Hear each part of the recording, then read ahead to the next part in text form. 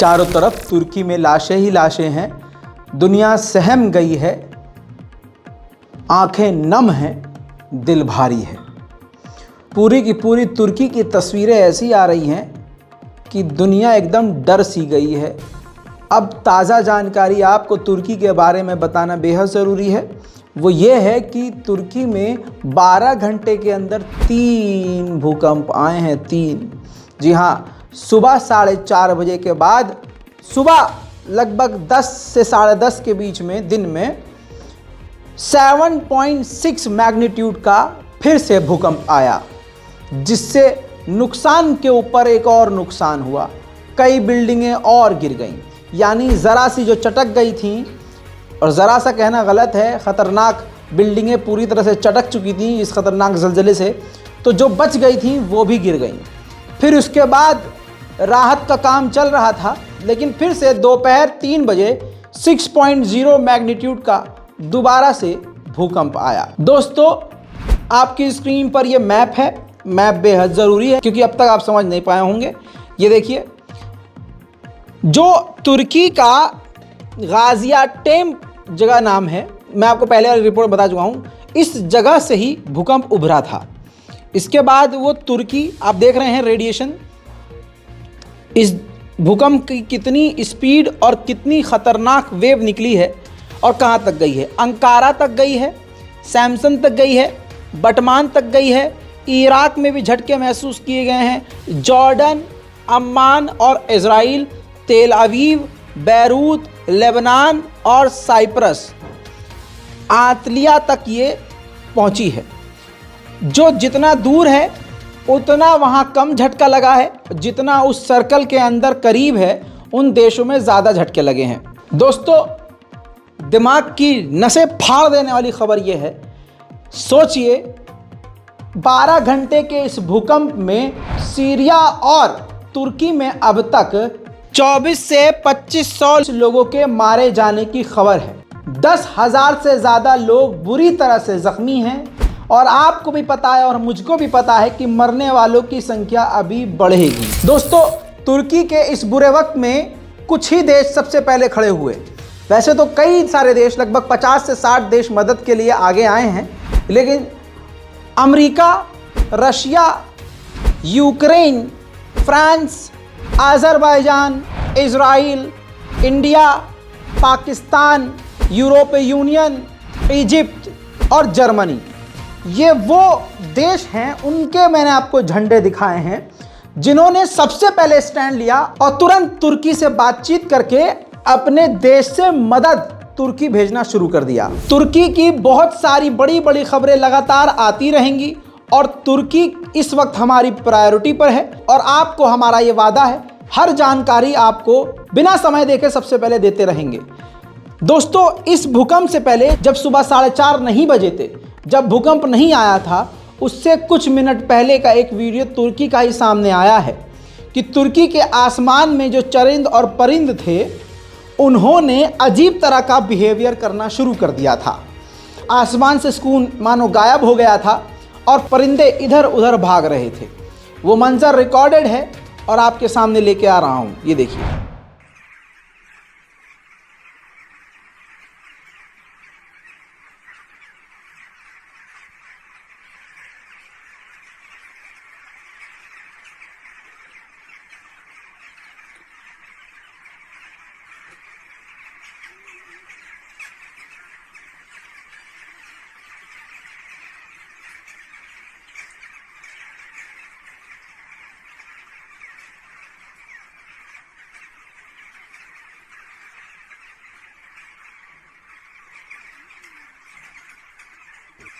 खौफनाक मंजर मैं आपको दिखा चुका हूं कि किस प्रकार से बिल्डिंग गिरी और क्या क्या हुआ, लेकिन क्या आपको पता है कई ऐसी तस्वीरें हैं जो बाद में सामने आई।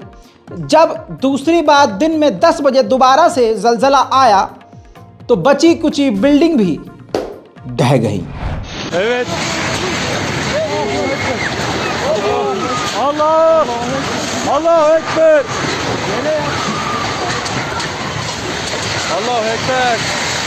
Allahu Ekber! Bismillahirrahmanirrahim!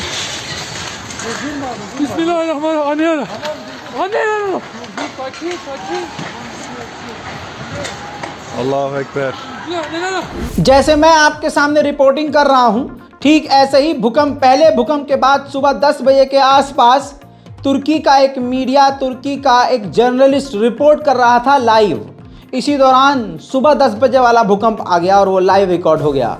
वो खौफनाक मंजर, दिल दहला देने वाला मंजर लाइव चला गया, जिससे दुनिया एकदम सहम सी गई है। Meydana geldi ve o binada 5 katlı bina yıkıldı. Orada da ikisi çocuk 3 gün için yaşadı. Şu an deprem meydana geliyor.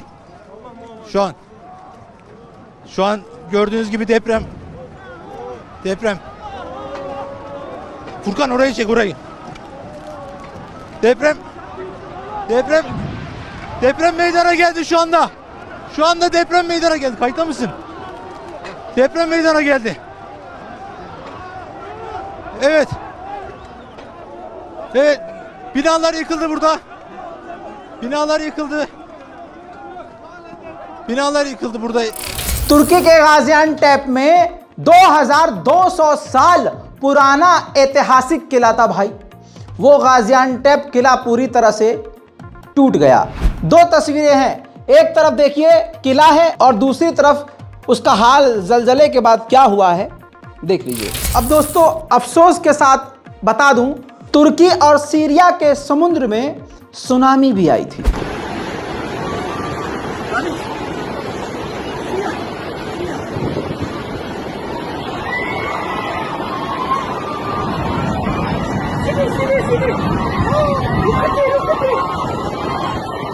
Yusuf, come see.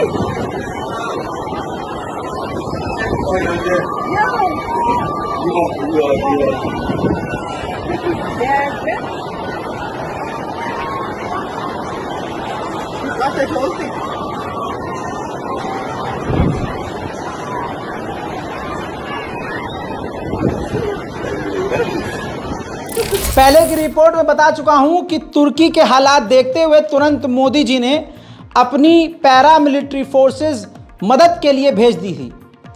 कुछ लोगों को समझ में नहीं आया तो तस्वीर अब दिखा रहा हूं। मैंने आपको पुरानी रिपोर्ट दिखाते हुए बताया था कि जब तक आप ये देख रहे होंगे, भारत की वायुसेना पहुंच चुकी होगी तुर्की में। ये देखिए, ये जो हेलीकॉप्टर से उतर रहे हैं, ये तुर्की की सरजमीन पर पैरामिलिट्री फोर्सेस उतर रही है। एनडीआरएफ के जवान तुर्की में रेस्क्यू ऑपरेशन के लिए उतर रहे हैं। अगली तस्वीर ये देखिए, अज़रबैजान, जी हाँ, अज़रबैजान ने भी जहाज, पूरा एक जहाज भरकर रेस्क्यू की टीम को भेज दिया है, जो तुर्की लैंड कर चुके हैं। इसी तरह से कई देश अपनी पैरामिलिट्री और रेस्क्यू ऑपरेशन करने वाली फोर्सेस को भेज रहे हैं तुर्की। इधर देखिए, भारत की मिनिस्ट्री ने, इंडियन गवर्नमेंट ने प्राइम मिनिस्टर के ऑफिस का ऑफिशियल लेटर हेड दिखा रहा हूं। प्रधानमंत्री मोदी ने खुद ये मदद भेजी है, जिसमें बताया गया है कि प्रधानमंत्री मोदी ने तुर्की की मदद के लिए rescue team, medical staff, doctor, दवाइयाँ और खाना पीना, ये सब कुछ तुर्की तक पहुंचा दिया गया है। ये जो आपदा आई है तुर्की में, अंत तक भारत तुर्की के साथ खड़ा रहेगा। अभी भी अगर किसी को लग रहा है कि ये जलजला बहुत हल्का था, तो पहली बार आपके सामने रख रहा हूं ड्रोन फुटेज उस इलाके की, जिस इलाके में तुर्की पूरी तरह से बह गया है, जिसे कहते हैं ना, सिमट गया है, बिखर गया है। कयामत का वो मंजर आपके सामने।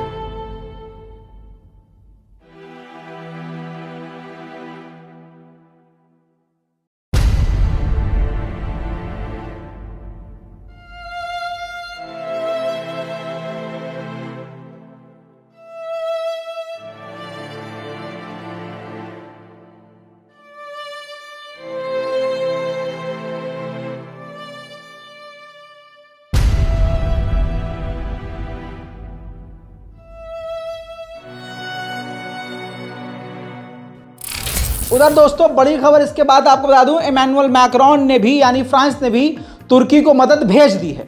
अच्छा कदम। दूसरी तरफ तुरंत ही रूस के राष्ट्रपति व्लादिमीर पुतिन ने तुर्की के राष्ट्रपति से फ़ोन पर बात करते हुए मदद देने की बात कही है।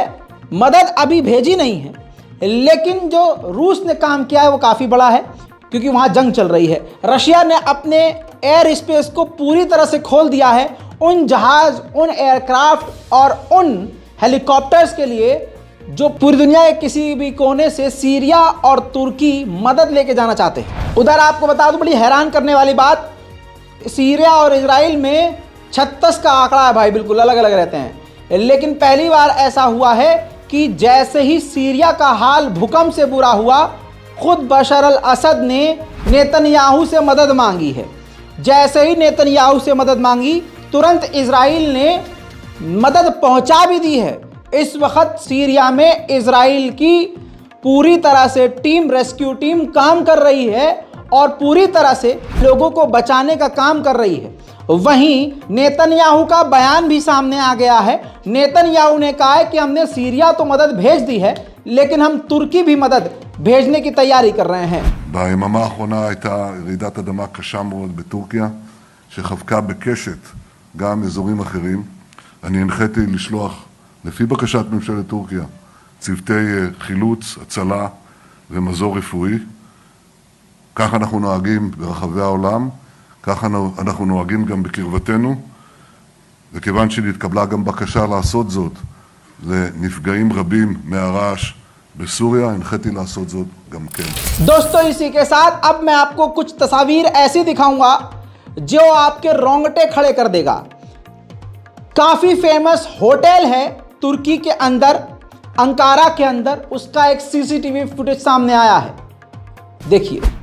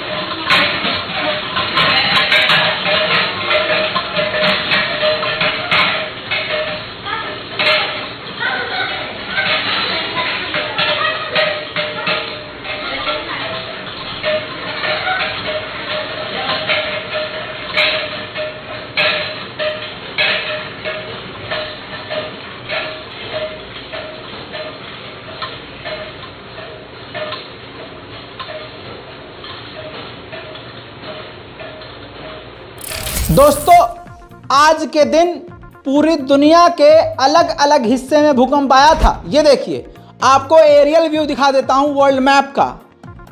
कुछ ही ऐसे जगह हैं जहां पर भूकंप नहीं आया, बाकी भारत में 3.5 का भूकंप देखा गया।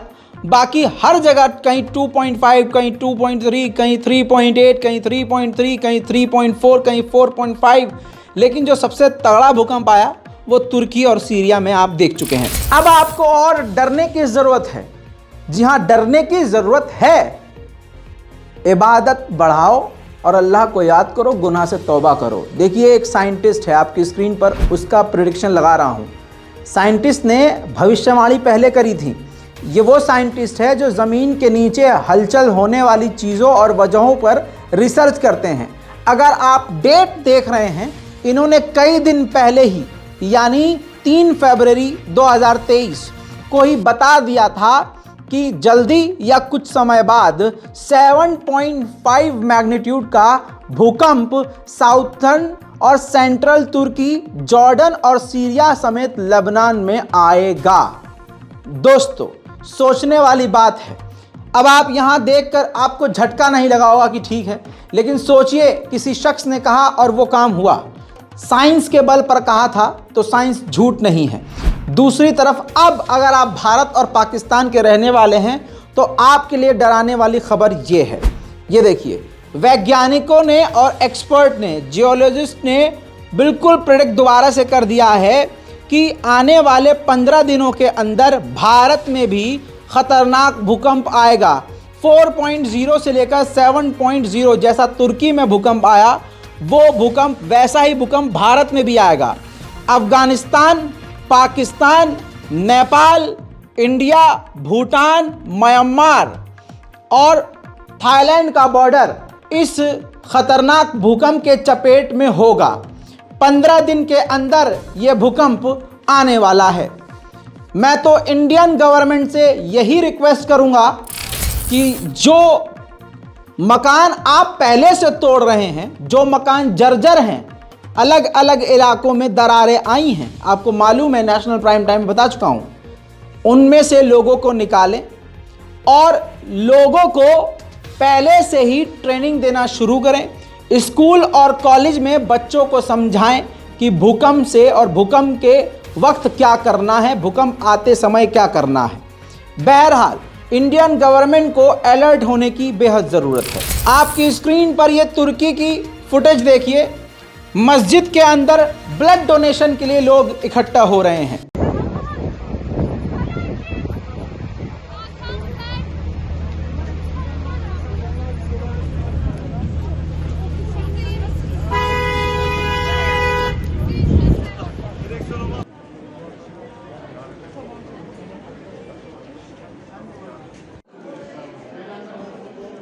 बहरहाल तुर्की के बारे में जानकारी और इकट्ठा कर रहा हूं, हमारी टीम लगी हुई है। आप हमारे चैनल को सब्सक्राइब कर लीजिए। तुर्की के बारे में पल पल की अपडेट मैं आपको इसी तरह से देता रहूंगा। जय हिंद।